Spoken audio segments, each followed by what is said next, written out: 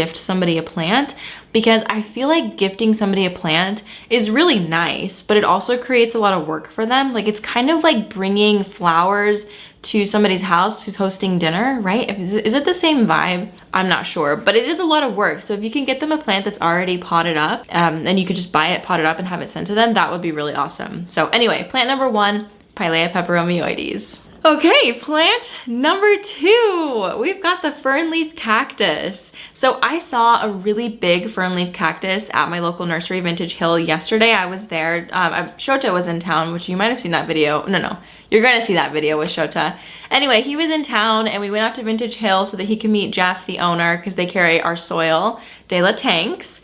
And I saw a really big version of this and I was so tempted to buy it. But then I was like, you know what, Becca, no, you already have one.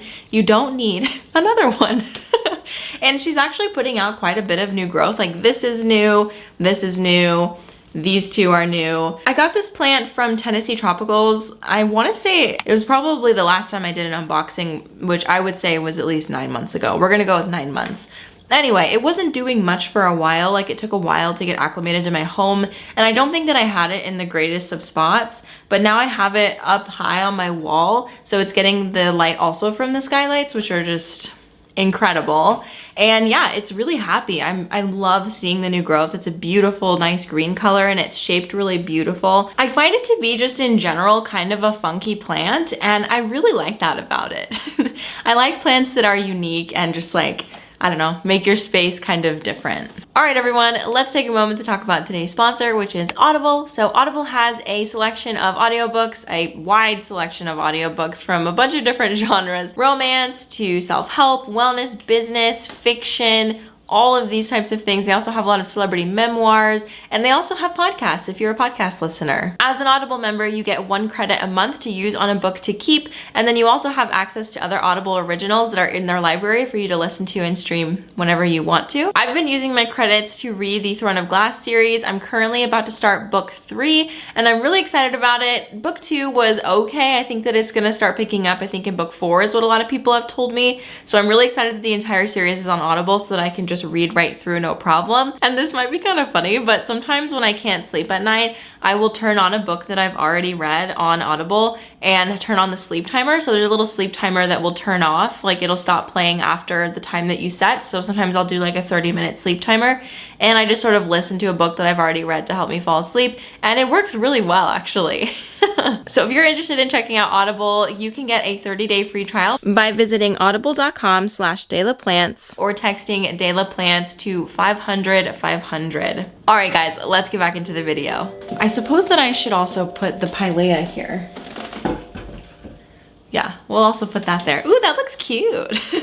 Okay, so for a non-planty item, I want to talk about chopsticks, because chopsticks have been something that I actually have been using, like as far as tools go, that I haven't talked about before. I've been using a lot of the same stuff, like the Plantipotty, the Plant Folio, all of these plant products I've been using, but I just talk about them all the time. So I always want to bring something new to these, but I haven't been trying out any new products lately. So anyway, as I've been doing a lot of repotting, I find chopsticks to be so helpful for multiple reasons. So number 1, you can use a chopstick to sort of like cut out the edge of a plant, because when you're repotting out of, let's say, a terracotta pot, you can't squeeze the pot to help the plant come out. So you kind of have to hope that you can like carve it out or push it up from the bottom. So what I've been doing is carving it out and then pushing it up from the bottom drainage hole, and that works so well to get the plant out of the pot with minimal damage to the roots, because you really want to be careful of those root systems. I also have a chopstick sitting in a plant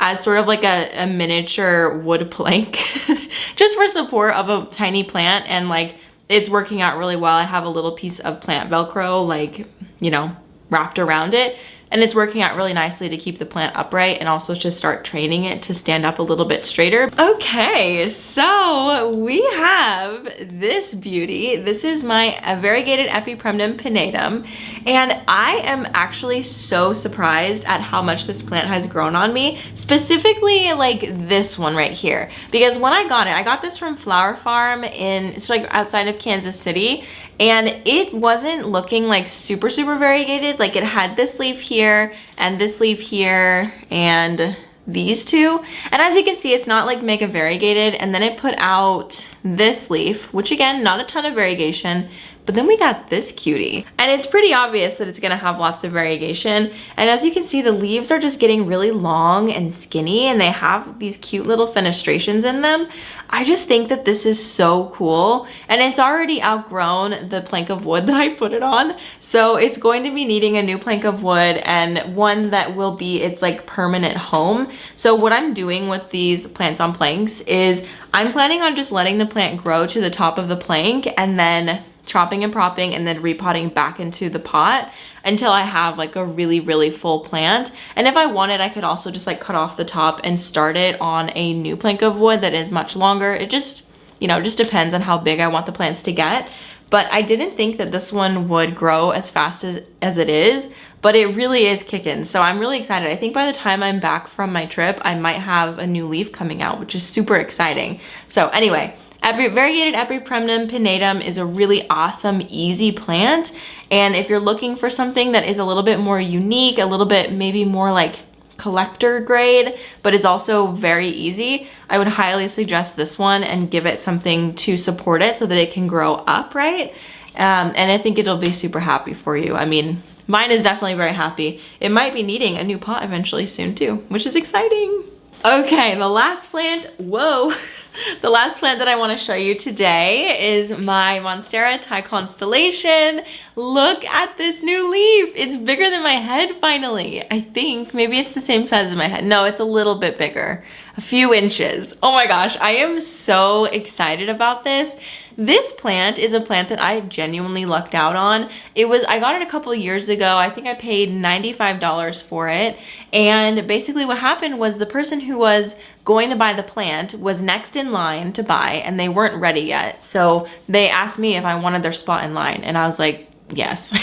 So anyway, I got the plant. That was a few years ago, and I've been growing it. It was growing on a moss pole for a while, and it actually was one of my only plants that ever interacted with the moss pole. And I think that's the reason that the leaves, you know, got kind of big kind of fast. So as you can see, there's another leaf right here that's a pretty good size. It's really tall though. Like the newest leaf is actually shorter than this leaf, which I found kind of interesting, but I'm okay with it because I kind of like the way that it looks with the growth being like really bushy and short. And I think that this leaf doesn't have like as much height to it because it's getting a lot more sunlight, so it's not having to reach for anything. So I'd say that's a good sign, and I'm really excited to see this one like starting to interact with this plank. As you can see, it's on a plank of wood, and I see a new aerial root, which I hope will attach as it grows a little bit longer to this plank of wood as the humidity grows in this room. It's currently 50% humidity in here, and yeah, that's just the beginning of the season too. So I'm hoping that as the season continues on, it will get more and more humid in here. And I'm just, yeah, I'm so excited to see the plants starting to interact with the wood. Thank you guys so much for watching this video and hanging out with me. I hope that you have a beautiful May. I hope that you had a wonderful April and you're excited to get started gardening this season. And just in general, if you're not gardening, I hope that you're excited to see your plants starting to grow and make some changes, and hopefully you'll have lots of beautiful new leaves in your collection. I will see you next time. Oh, and don't forget to check out Audible. I'll have that link down below. All right, see you next time. Bye.